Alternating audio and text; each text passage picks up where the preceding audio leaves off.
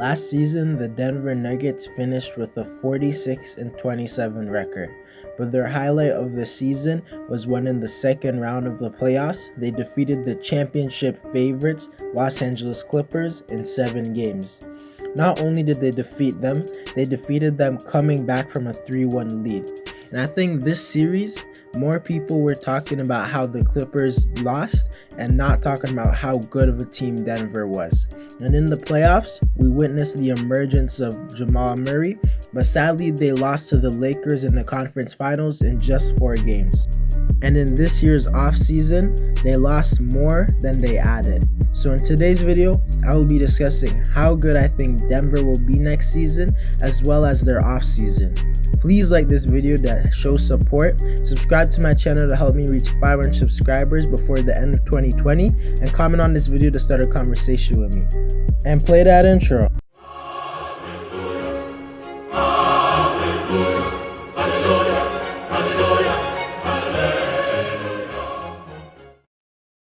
As I said, in this year's offseason, Denver lost more than they got back, and their biggest loss was losing Jeremy Grant to the Detroit Pistons, where he signed a 3-year $60 million deal.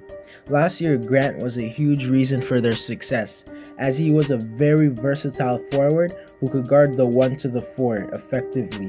And when Denver would face teams with good forwards, Grant would always be their primary defender, and he would do as good of a job that you can do. And offensively, he was really good in transition, with him being very athletic and quick for his size. Grant was also an above-average 3-point shooter, with him shooting 38% on 3.5 attempts. And in no way am I saying that Denver should have paid him $20 million a year for the next 3 years, because this is simply too much money for Grant, who is just a really good role player. But nonetheless, his presence, defensive versatility, and shooting will be missed. Denver also lost Mason Plumlee to Detroit, where he signed a 3-year $25 million deal. And Mason was one of the best backup centers in the whole NBA, with him being really good on defense and being one of the better passers at his position. But I don't think he'll be a huge loss, since he wasn't a factor in the playoffs. Also, with there being a space now at the center position, Bol Bol will get minutes as the backup center. Denver also lost Torrey Craig, who is a solid defender but doesn't do much on offense, and I don't think this is a huge loss. Denver also added JaMychal Green, who was a solid, versatile defender who is an average 3-point shooter, and I think he can make up for some of what you lost in Grant, but definitely not all of it. So overall this offseason, because they lost some good role players and key players while only adding JaMychal Green, who was solid but not a game changer, I think Denver took a drastic L this offseason. Next season, I expect Jamal Murray to explode and be a 25 points per game scorer, because in the bubble, he showed he could be just that, with him averaging 26 points on 50% from the field and 45% from 3 in the playoffs, and was a huge reason for Denver making it out of the first round against Utah, because he had multiple 50-point games and just went crazy.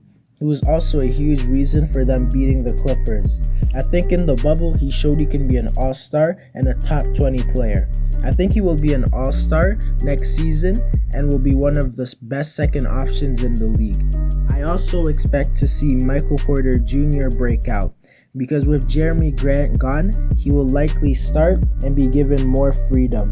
Just last year in the playoffs, he averaged 11 points efficiently in less than 25 minutes. So next season, I see him being a 15 to 17 points per game scorer, because in the games that he played last season, he showed he has the ability to create his own shot from all 3 levels. I also think Porter Jr. might even have a higher potential than Murray, since he is just as good of a shot creator but is taller.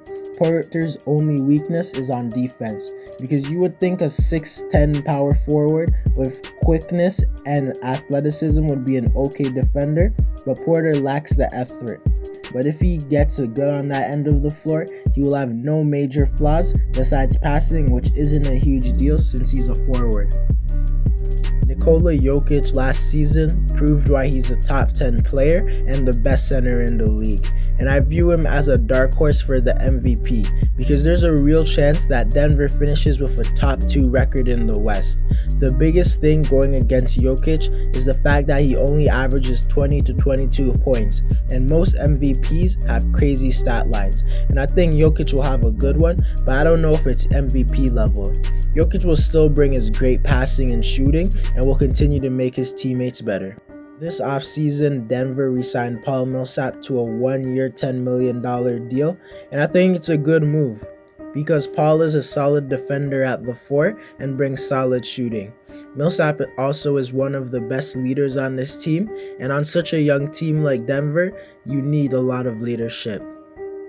Bol will for sure be getting a bigger role next season, and I think his potential is scary because he's a 7'2" player who can handle the ball and shoot at a good level.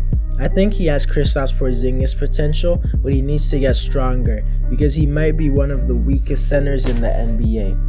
I also don't think he can ever start on this team because although he's a good enough shooter to play the 4, on defense he isn't good enough to guard 4s on the perimeter, and Jokic is a really bad defender and he definitely needs a solid defender alongside him. So in the future, I see Bol getting moved, but for this year, I see him being a solid backup, but to reach his full potential, he can't be in Denver. The Nuggets will still have Gary Harris, and I believe he will still be a solid 3-and-D player with some ball handling abilities. And off the bench, they have Will Barton, who I think, if he comes off the bench, can be one of the contenders for the 6th Man of the Year award. And he brings lots of scoring to this team, with him averaging 15 points per game last season efficiently. Last year, they beat the Clippers without Barton, which is very impressive. For the upcoming season, I think Denver will finish with the 3rd seed next year because I think the 2 LA teams are above them, but I have them over all the other contenders. I think Denver is a dark horse for the ring, but I don't think they're legit contenders. Anyways guys, that's it for the video. Let me know how good you think Denver will be.